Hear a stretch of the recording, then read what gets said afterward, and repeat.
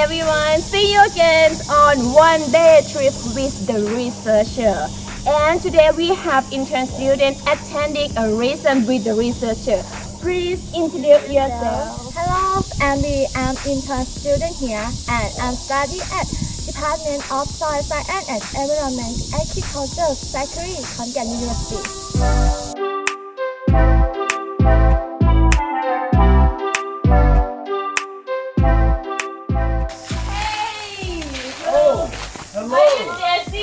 Yes, I am. And you are? Okay, my name is Tiffy. Oh, so you're going to be coming out today with me? Yeah. All right. Can I follow you today? Yes, of course. Okay. So can you please introduce yourself to your audience? Oh, yes. My name is Jesse Goodyear. I am a master's student at Sakaerat University of Technology. I am focusing my degree on biology and I am studying the cloud and monitor lizard here at Sakaerat Research Station. So the main topic of my research is actually not so much related to the monitor lizards. It's actually comparing different types of technology. Radio transmitter that I use to track the lizards. But on my larger individuals, I'm also using a GPS logger, which records the data points on its own. So every 10 minutes throughout the day, it records the location of the lizard.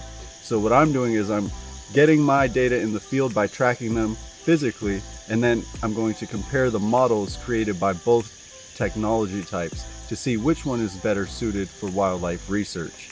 Now, the cloud and monitor lizard has never been studied before, so I figured it was, kill two birds with one stone. We can learn about this species that is widespread throughout all of Southeast Asia, and at the same time test out new technology. So it's technology based and ecology based for a master's. Yeah, so first I go out on surveys with binoculars and I look for the monitor lizards. Usually I can find them in the evening sleeping on trees. Once I find a tree that has a monitor lizard on it, I build a metal enclosure around the tree with a live capture trap, so once the monitor goes in, the trap will close. So once I capture it, I bring it back to the research station. This is always one of the least exciting parts. Hello.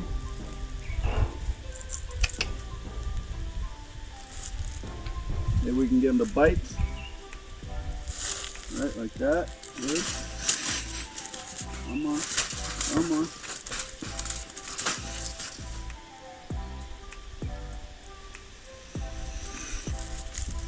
Just like that. There we go.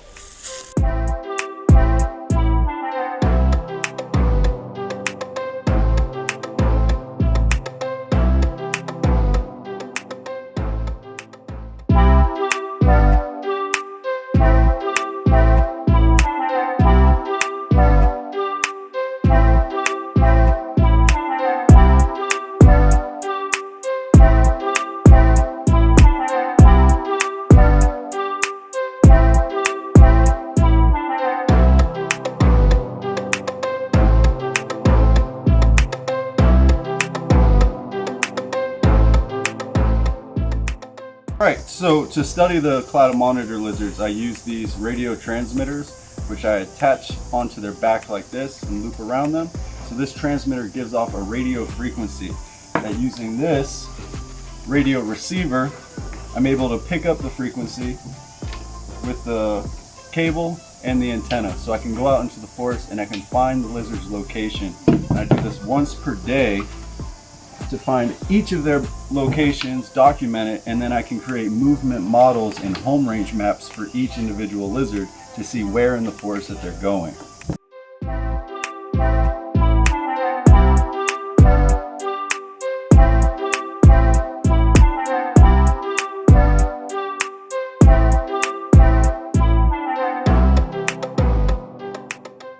Which is the largest lizard of my study. Ooh. It's the 7th capture. It's 1.7 meters long and almost 7 kilograms in weight. Wow. So it's significantly larger, more than double the size of any other lizard I have. We're getting the strongest signal coming from this direction right here. So basically from here to here we're getting signal. Nothing in this range, and then the strongest point is coming from the middle here. So we're going to walk in this direction.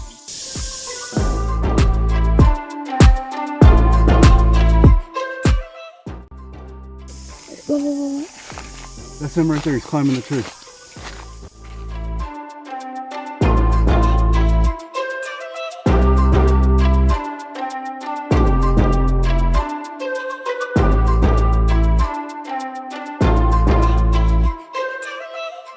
So monitor lizards provide a very good service in the ecosystem. They basically work as the garbage men of the forest. So when an animal dies, it's the monitor lizard's job to come in and decompose that animal, right? So they come in, they eat it, and then also they provide a food source to larger animals. Here at Sakaerat, the clouded monitor lizard is a top prey choice for the king cobra. So without monitor lizards here, the king cobra population would be a lot smaller because there'd be less large prey items for them to eat. In Australia, there are species that burrow under the ground and they create these long channel networks of burrows. And it's been found that something like 300 to 500 different species of animals utilize these burrows to escape the heat during the dry, hot season. So without monitor lizards in this type of ecosystem, a lot of these species wouldn't be able to survive. But honestly, there's not a lot known about monitor lizards. There's not a lot of studies on different species. It's something like 5 species have been studied a lot out of the 81 species that we have. So that's one of the reasons that I chose them as a study species, is because I want to find out their story. I want to know what their dynamic range in the ecosystem and the food web here is in Southeast Asia. And the only way to find that out is to study them.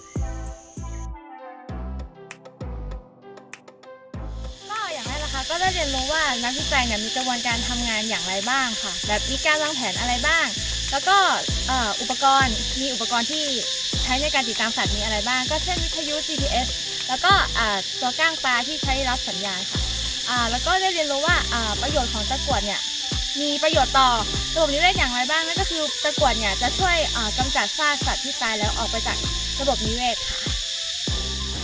ค่ะก็จบไปแล้วนะคะสำหรับตอน1 วันกับนักวิจัยกับทีมนักวิจัยตะกรวดกับพี่เจสซี่นั่นเองนะคะแล้วก็ที่สำคัญที่ขาดไม่ได้เลยนะคะก็ต้องขอบคุณน้องบีด้วยนะคะที่ได้ร่วมเดินทางไปล่าประสบการณ์ในวันนี้นะคะส่วนตอนหน้าจะไปพบกับทีมนักวิจัยทีมไหนนะคะรอติดตามได้เลยค่ะอย่าลืมกดติดตามกดถูกใจกด subscribe ให้ใครดีล่ะให้กับสถานีวิจัยสิ่งแวดล้อมสแกราช